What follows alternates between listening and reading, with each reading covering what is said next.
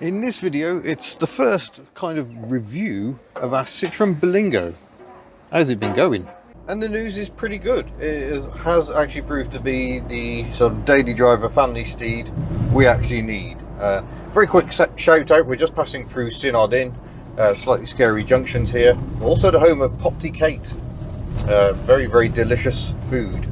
But anyway, yes, the point was the Berlingo has been very, very good. I'm just trying to calculate the mileage we've done in it. We did, I think 550 miles on the first tank of fuel, which turned out to be 53 mpg. I can't give you any more figures because we're only about a quarter of a tank through the next tank. And we've done 129 miles on that tank so far. So compared to Betty the Ford Fairmont, this is definitely peachy territory. It's just what we need in these times when fuel costs are just so utterly ridiculous. Yeah, but it was getting a little bit terrifying on the costs. I did on the motorway. I was tending to stick to 60-65, whereas normally I'd probably go a bit faster, but still 53 mpg. There was an awful lot of traffic. You know, there was a motorway lot of stop driving. start, wasn't there? It's been lovely. It's just a lovely car to drive. The ride is really nice. The handling, I mean, it's no sports car, but you have confidence in it, even on the cheap, nasty tyres it's on. You never get that feeling it's not going to make it round a bend, and that just means a bit more comfort when you're driving on these twisty Welsh roads. Here's a perfect example. Yeah. For instance, the GSA, quite understeery.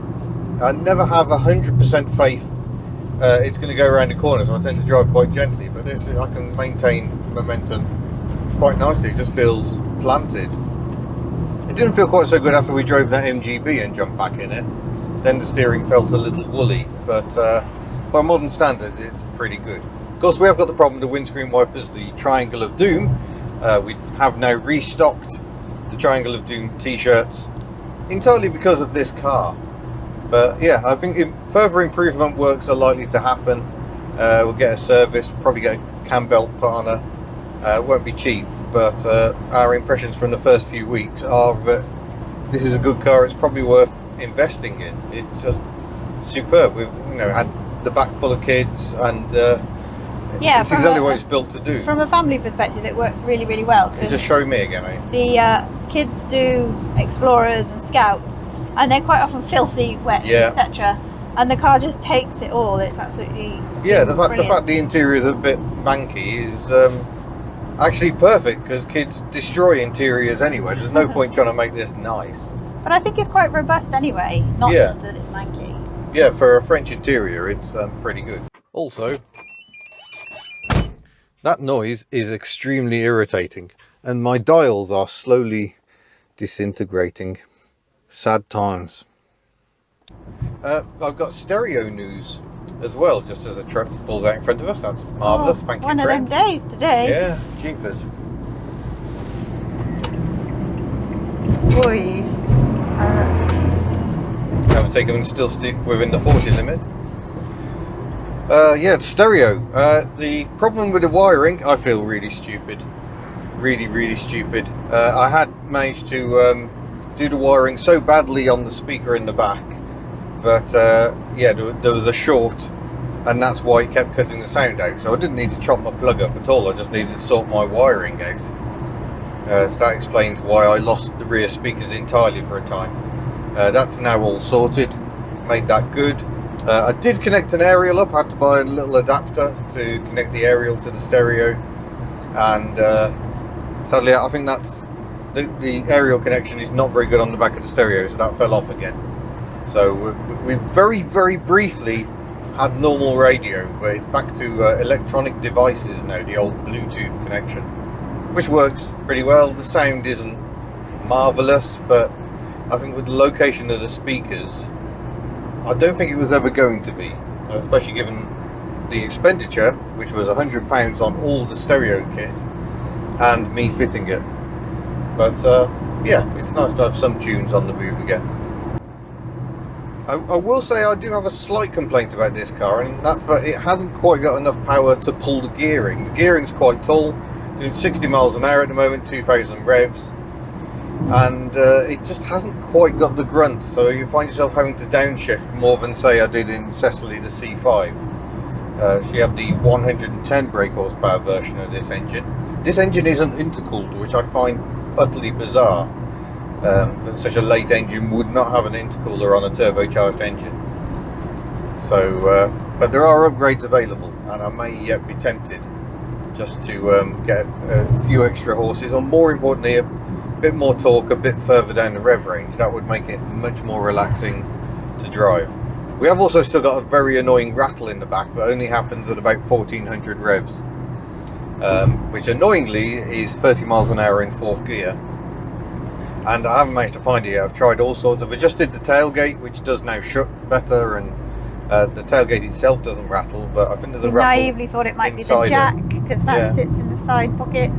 There it is. Oh yeah, we just triggered it slightly there. We're doing 40, there it is. 40 and 5th. Don't know what that is. Yeah, we've had the jack out, the handle for the jack, removed all that. It's not that.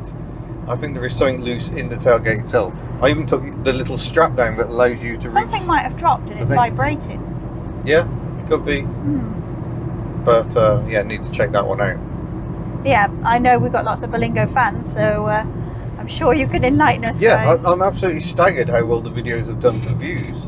It's been astonishing. So thanks for watching, everyone. We never expected that. This is meant to be the dull, dependable daily that you don't really hear about. But given people seem to want to hear about it, I thought we'd better keep you in the loop about what's going on. I've got some big miles to cover in this vehicle, so I hope the timing belt is going to hang on, because it is a fair bit overdue in some terms and getting very, very close in pure mileage terms. So yeah, it's at the back of my mind, but I'm not going to have time to get it done before I do all the mileage. So nervous times ahead. And you've only threatened to sell this car once. Ooh. Yeah, that was coming back from one of our Welsh trips, was it? No, it was yesterday. Was it yesterday? Well, yes, I was going to sell it yesterday. Why were we going to sell it yesterday? Because you reckoned you could make a profit, but then as I mentioned... Well, yeah. What the hell do we do then? Very much in demand at the moment. Ford Fairmont AUs, not so much. But yeah, I don't love driving this as much as I love driving the Fairmont, but sheer economics do dictate, and it's really not that bad. The engine's a little agricultural first thing in the morning, but when you're cruising along like this, you can't really hear the engine anyway. No. There is a fair bit of road noise, and I think we could probably do something about that. The rear arches are entirely exposed. There's no sound deadening on them. But yeah, we'll see what... You just dropped me. I dropped you on the floor. Sorry, love. Yeah. I don't know what happened there. Professional. Yeah, welcome back. What was I saying? Sound deadening in the rear arches. We should get some. Yeah, we'll do some sound deadening. There's other improvements I want to make. We've got to sort out a drive shaft leak. It's still leaking gearbox oil. And I think wheels are going to have to be addressed. Having seen a few Berlingos on alloys, I'm starting to think that might actually be the way to go. And I don't mean sticking 18s on or something stupid like that. I just mean the period correct alloys that these did wear back in the day. I think this is a very lowly spec one, so it probably didn't have alloys. But what gives you that impression? Blanking plugs, yeah, and manual everything. Yeah, manual everything. Yeah, high spec, not a feature of this vehicle. Yeah.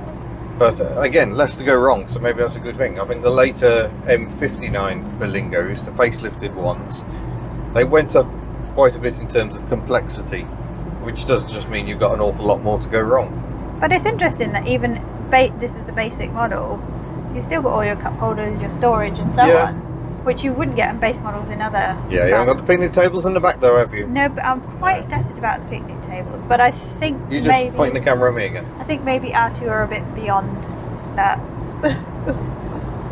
I think we can probably come up with a furious driving cup holder situation just to improve things a bit. Well, we've got two there. Yeah, we haven't got any in the back, have we? Two there. No, not to the best of my knowledge. No. So, there we go. Now, I will just interrupt myself to say I find the doors a bit of a pain because they lock back, and then the only way to release them is the internal lever, and then it gets stuck all the time. Less than ideal. But there you go. That is kind of first thoughts on the Berlingo after a few weeks of ownership, settling in nicely, proving ideal. So yeah, I think some further expenditure is justified to turn it into an even better vehicle. So thank you very much for watching. Don't forget you can head to the Hubnut stores. We got two. Our main store has stickers and these t-shirts. We've also got the Teespring store. All the links are in the description, and there you can find hoodies and Giselle t-shirts. And we've got one or two new designs we're working on, so yeah, do stay tuned. But otherwise, thank you for watching, and we'll see you in a future video. Farewell. Shiny knob. Ew.